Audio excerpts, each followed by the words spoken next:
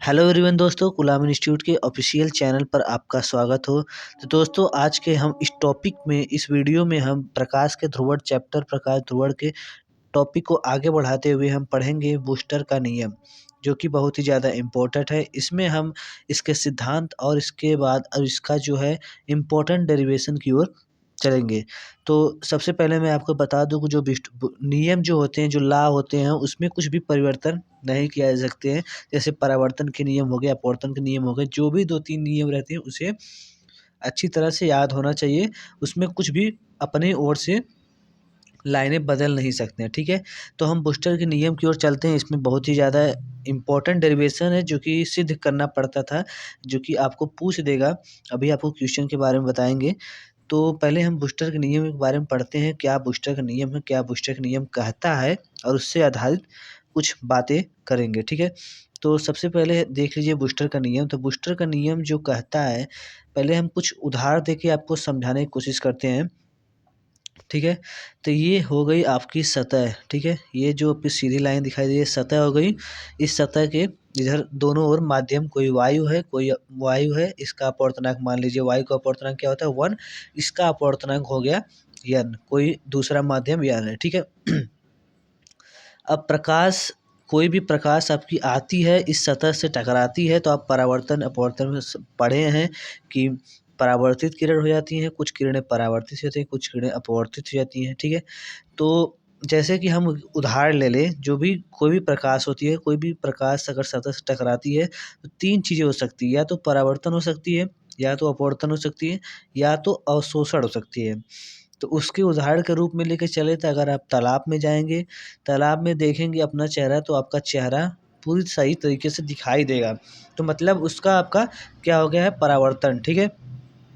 और दूसरी बात लेके चले, अगर कोई झरने का पानी है या बहुत साफ पानी है, तो आप देखेंगे कि उस झरने के पानी में के अंदर जो है, अगर बहुत बड़ा ईंट रहता है, अंदर की जो चीज़ें रहती है वो भी दिखाई देती है। मतलब कि ये परावर्तन हो गया, जो प्रकाश है वो परावर्तन, अरे अपवर्तन हो गया, सॉरी, अपवर्तन हो गया। अगर अवशोषण की बात करें, अगर कोई पानी रहता है, अगर बहुत हिलोर मार के पानी करिए, तो उसमें आपका चेहरा दिखाई नहीं देता है, मतलब बहुत अधूरा, धुंधला दिखाई देता है। तो आपका क्या हो गया, अवशोषण। तो 3 चीज़ें आपको बताई कि जब कोई भी प्रकाश, सामान्य प्रकाश, जो भी प्रकाश आपके सूर्य देवता से आती है, वो प्रकाश आती है, अगर किसी सतह से टकराती है, तो 3 चीज़ें हो सकती है, परावर्तन हो सकता है, अपवर्तन हो सकता है और अवशोषण हो सकता है, ठीक है? अब आप समझ गए। तो अब क्या कहता है बूस्टर का नियम? तो बूस्टर का नियम यही कहता है कि जब कोई प्रकाश किरण या सामान्य प्रकाश कहाँ पर टकराती है, किसी सतह पर टकराती है, तो वो परावर्तन हो जाती है और कुछ किरणें अपवर्तन हो जाती हैं। तो ये बूस्टर का नियम कहता है कि एक विशेष आपतन कोण, मतलब आईपी, ठीक है? एक विशेष आपतन कोण जिस कोण से आपका आता है, ठीक है? अगर ये कोण, ये कोण, ये कोण, अगर किसी कोण से आपका सामान्य प्रकाश आ रहा है, लेकिन एक विशेष आपतन कोण, मतलब एक विशेष आपका आपतन कोण रहेगा, निश्चित आपतन कोण रहेगा। एक विशेष आपतन कोण से जब कोई प्रकाश किरण आता है और उस सतह पर टकराता है, तो जो परावर्तित किरणें होती हैं, वो पूर्णतः 100% ध्रुवित रहती हैं, ठीक है? एक बार और आपको समझाता हूँ। जैसे कि आपकी समान प्रकाश किसी कोण से भी आ गई, चाहे यहाँ से आ गई, चाहे यहाँ से आ गई, चाहे यहाँ से आ गई, तो ये निश्चित नहीं हुई। लेकिन एक ऐसा कोड आता है, लेकिन दोस्तों एक विशेष आपतन कोड पे, मतलब कि आपका एक निश्चित आपतन कोड रहेगा, उस आपतन कोड पे जो परावर्तित किरणें रहेगी, वो पूर्णतः क्या होगी, 100% ध्रुवित होगी। अब ध्रुवित और अध्रुवित प्रकाश आपको पिछले वीडियो में बता चुका हूँ। तो और जो होगा अपवर्तित होगा, जो अपवर्तित किरणें होंगी, उसमें 100% ध्रुवित आपको नहीं मिलेगी। ये आपका इस प्रकार से दिखाई देगा, ठीक है? अगर जो ध्रुवित हो गए, वो बिंदु द्वारा प्रदर्शित किया जाएगा। तो अब बूस्टर नामक वैज्ञानिक ने, तो उन्होंने जो है सबसे पहले ये पता लगाया कि परावर्तित किरणें अध्रुवित ध्रुवित कैसे हुई। तो आप इस प्रकार से पता कर सकते हैं, जैसे कोई समान प्रकाश है, उसे आप टॉर्नाइल क्रिस्टल, जो कि आपको पिछले वीडियो में बताया गया है, कि आप मान लीजिए कि ये चीज़, ये वाला भाग आप भूल जाइए, ये वाला भाग हुआ और ये वाला भाग हुआ। यहाँ से आप जब देखते हैं आप, तो आपको जो है इससे अब आपको दिखाई नहीं देगा जो भी प्रकाश तरंग होगी। तो मान लीजिए कि आपका जो ये प्रकाश तरंग दिखाई नहीं दे रही और ये जो टॉर्मलाइन क्रिस्टल है ये प्रकाश तरंग के लंबवत है। इस कारण जो है ये तरंग दिखाई नहीं देगी। तो आप समझ जाइएगा ये तरंग कौन सी हुई, समतल ध्रुवित प्रकाश हुई।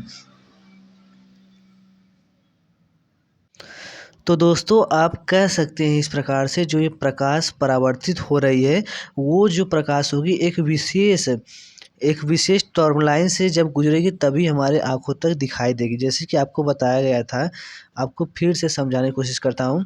जब आप प्रकाश को एक टर्मलाइन से गुजारते हैं, एक अध्रुवित प्रकाश को, तो ये ध्रुवित हो चुकी थी। मतलब कि जो आपके जो लंबवत थे, इस प्रकार की संरचना की तरह जो कंपन करते हुए तरंग थे, वही इस खिड़की से गुजर पाए। लेकिन अब जब दूसरा टर्मलाइन क्रिस्टल हम लगाते हैं, ये आपका इस प्रकाश का ध्रुवण हो चुका है, ठीक है। ये इस प्रकाश का ध्रुवण पहले वाले से हो चुका था, तो ये ध्रुवित प्रकाश हो गया। अब इस प्रकाश के लिए, इस प्रकाश तरंग के लिए, इस प्रकार के कंपन तरंग के लिए हमें इस प्रकार की खिड़की टर्मलाइन होनी चाहिए, तभी हमें इसकी तीव्रता मिलेगी। मतलब कि ये तभी हमें दिखाई देगी, ठीक है। लेकिन अगर हम इस प्रकार इसे हम अगर कर दें, इसका लंबवत कर दें, ये आपका सीधा इस प्रकार है तो इसको हम लंबवत कर देते हैं तो हमें जीरो दिखाई देता है, ठीक है। और इसमें जो था कि हम आपका जो है थोड़ा सा तिरछा करते हैं, जो आपका टर्मलाइन क्रिस्टल है इस प्रकार कर देते हैं तो हमें इस प्रकार की तरंगे नहीं जाती है। थोड़ा बहुत आपका जो है तरंगे पहुँचती है। तो एक कह सकते हैं कि आपका जो है, आपका जो ब्रूस्टर का नियम कहता है कि कोई भी समान प्रकाश किसी सतह से टकराता है तो एक विशेष आपतन कोण से जो प्रकाश सतह से टकराता है उससे परावर्तित किरण 100% पूर्णतया क्या होती है, ध्रुवित होती है। तो इसका नियम यही कहता है कि एक विशेष आपतन कोण के लिए परावर्तित किरण 100% समतल ध्रुवित होता है। इस आपतन कोण को ध्रुवण कोण कहते हैं, ठीक है। इतना आपका नियम यही बूस्टर का नियम कहता है। इसमें अगर डेरिवेशन सिद्धांत करने को दे कि आपका परावर्तित किरण अपवर्तित किरण के लंबवत रहती है तो आपको यही सिद्ध करना होता है। तो कैसे सिद्ध होगा, इस प्रकार से सिद्ध होगा। ये आपको आई होप समझ में आ गया होगा। इसमें क्या हो रहा था कि जो ध्रुवित प्रकाश थी, ध्रुवित प्रकाश के लिए आपका ये ध्रुवित प्रकाश है।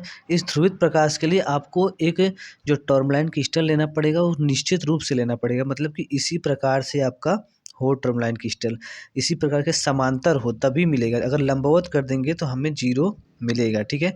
इसमें भी क्या हो रहा था, जो परावर्तित किरणें थी वो ध्रुवित थी। मतलब कि जो आपके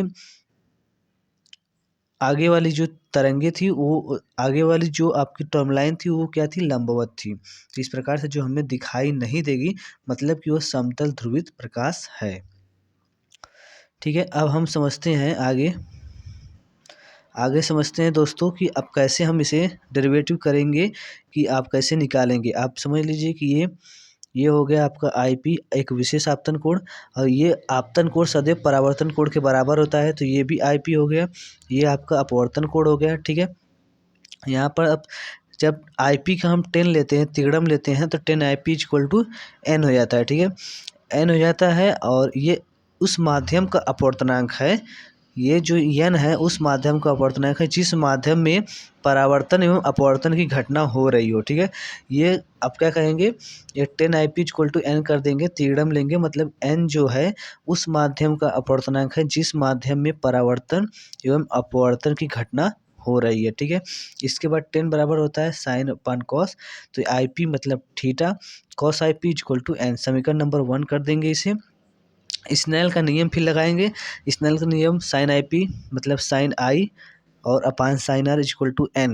N क्या है, तो सबसे पहले N2/N1 होता है, ठीक है। तो N2 क्या है, N2 वो होता है जिसमें प्रकाश किरण जा रही हो, जिसमें प्रकाश किरण एक माध्यम से दूसरे माध्यम में जा रही है, तो दूसरे माध्यम को N2, और N2/N1 जो होता है, N1 वो होता है जहाँ से प्रकाश आपकी जो है आ रही हो, वहाँ की आपकी जो होती है N1 होती है, ठीक है। तो N2 का अपवर्तनांक क्या हो गया, ये N हो गया। वायु का अपवर्तनांक 1 होता है तो N हो जाता है, ठीक है। ये आपको समझ में आ गया होगा। फिर समीकरण नंबर 2 कर देंगे, ये समीकरण नंबर 1 है। फिर इसके बाद हम समीकरण 1 व 2 से देखेंगे कि समीकरण 1 व 2 से तो यहाँ पर साइन जो आपके दोनों बराबर है, यन दोनों बराबर है, एक दो दोनों left hand side right hand side बराबर, आपका दोनों राइट हैंड साइड बराबर रहता है, तो इसे हम बराबर कर देते हैं। तो sine i P equal to upon cos i P equal to sine i p upon sine r. ठीक है, फिर इसके बाद साइन आई पी से साइन आई पी कट जाएगा, cos i P equal to sine r हो जाएगा। और साइन कॉस आई पी का मतलब होता है आपका काश थीटा का सूत्र क्या होता है, साइन 90 माइनस थीटा होता है। तो यहाँ पर लिख देंगे साइन 90 माइनस आई पी। ठीक है, अब आपको समझ में आ रहा होगा पूरी तरह से। काश जो आपका काश थीटा का मान जो होता है साइन 90 माइनस थीटा होता है, तो आई पी यहाँ पर है, तो sine 90 minus I P equal to sine R. और यहाँ पर साइन से साइन जब कटेगा तो आर इक्वल टू क्या आ गया, 90 माइनस आई पी। ठीक है, एक विशेष आपतन कोण। अब क्या इसमें अब आपको इसमें समझना है। ठीक है, अब यहाँ पर जो दिया है आपको दोस्तों कि R बराबर 90 माइनस आई पी। ठीक है, R बराबर क्या है, 90 माइनस आई पी। फिर इसके बाद दोस्तों यहाँ पर कर सकते हैं कि आई पी को जब इधर लेके आएंगे तो R plus I P equal to 90। ठीक है, ये आपका आई पी जब इधर होगा तो ये माइनस से प्लस हो जाएगा और बचेगा 90। तो यहाँ पर आप कर सकते हैं ये आर और ये आर और ये आई पी कितने 90 अंश का कोण है। ठीक है, ये दोनों मिला के जो है आर प्लस आई पी दोनों मिला के 90 अंश है। ठीक है, अगर एक पूरी तरह से हम देखें, ये जो लाइन सीधी गई हुई है, लंबवत जो गई है, ये पूरा मिला के कितना अंश का कोण होगा, 180। ये पूरा 180 है, तो ये दोनों 90-90 हो गए, तो ये जो बचेगा ये भी 90 होगा। ठीक है, तो इस प्रकार से हमें सिद्ध होता है कि जो परावर्तित किरणें होती है अपवर्तित किरण के लंबवत होती है। ठीक है, अब आपको समझ में आ गया होगा कि समान प्रकाश के लिए हम कोई भी टॉर्मलाइन क्रिस्टल लगाएंगे, कोई भी टॉर्मलाइन क्रिस्टल आपका रहेगा, उससे जो तरंगे होगी कोई न कोई तरंगे गुजर के चली जाएगी। मतलब कि आप समान प्रकाश ये है आपका, अगर हम टॉर्मलाइन क्रिस्टल आपका जो है ऐसे इस प्रकार वाला लगा देते हैं। देखिए, आपको समझाने की कोशिश करते हैं।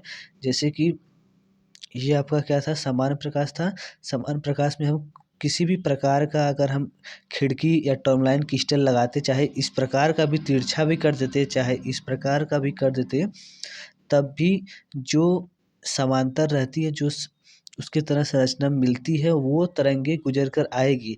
लेकिन एक ध्रुवित के लिए हमें एक विशेष टर्मलाइन उसी प्रकार की खिड़की लगानी पड़ेगी, तभी हमारा जो है आँखों द्वारा दिखाई देगा या प्रकाश तरंग दिखाई देगी। ठीक है, अब आपको समझ में आ गया होगा, यही बूस्टर का नियम है। बूस्टर का नियम यही कहता है कि एक विशेष आपतन कोण से जब कोई प्रकाश किसी सतह पर टकराती है, तो उससे जो टकराने पर जो परावर्तित किरणें होती हैं, वो 100% समतल ध्रुवित होती है। और जो इस आपतन कोण को क्या कहते हैं, ध्रुवण कोण कहते हैं। तो यही है स्नेल का नियम। अब आपको आई होप समझ में आ गया होगा।